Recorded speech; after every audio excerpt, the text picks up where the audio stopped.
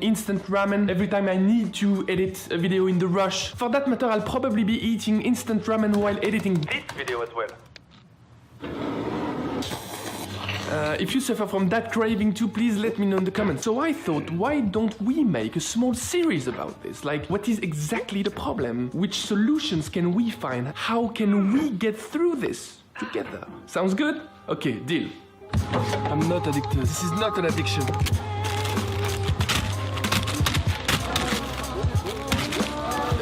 People see being obsessive, I see being thorough. That's it. So you know what? Let's just, unbox, because YouTube, of course, a packet of instant ramen.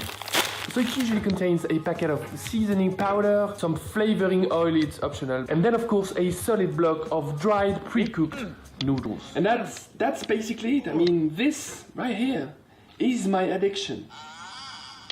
Well, I know what you're thinking. You're thinking, it's not a big deal. Alex probably lost it, not impressive at all. Well, you probably have to think again, because here is an insane promise.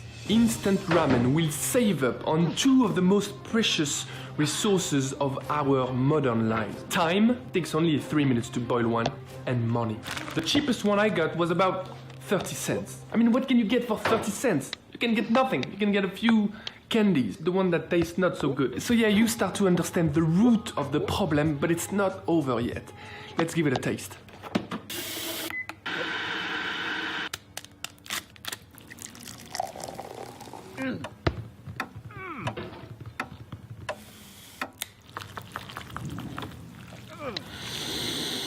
Wow.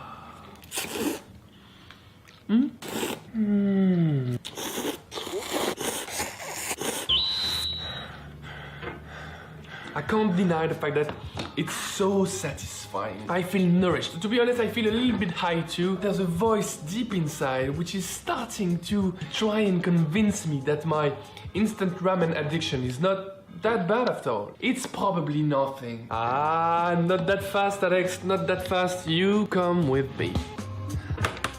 There are three main reasons why that soup is so satisfying, and those same three reasons are the very reasons why this is bad for us. First one is salt.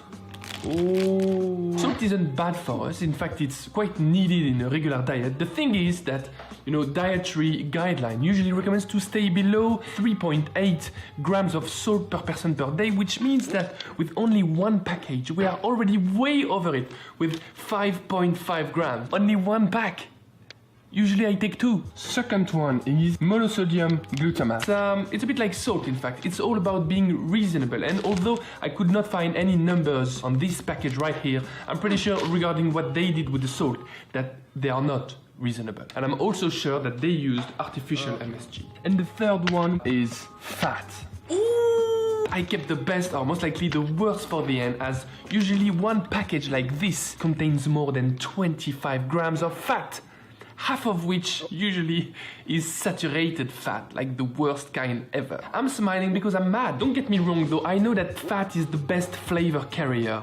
I'm French after all, butter, cream, all that stuff. What's disturbing me is that noodles usually contains flour and water. Where's the fat? That's where it gets interesting, because as always, the devil is in the details. This time I'm speaking lower on purpose. It's not about the ingredients, it's not about the food itself, it's about the process, it's about how it's made. When industrials pre-cooked and dehydrate those noodles, they do it in the most time-effective and cost-effective way possible. They usually deep fry them. And that explains the tremendous amount of fat within noodles. There's a very simple way to verify what I just said. If you can get your hand on good noodles or you will soon find out that there is zero fat in them, just because they have been air dried instead of deep fried. But it takes more time, it takes more money. So that's basically why it tastes so good. I mean, when you are so liberal with fat, MSG and salt, any food can taste good. So I guess for me, and I hope for you too, this situation is eye-opening. I mean, I'm seriously considering to slow down drastically my consumption of instant ramen. I'm gonna try to stop. I mean, I didn't say I'm gonna completely cut it out, I know. Just cause I'm being realistic, alright?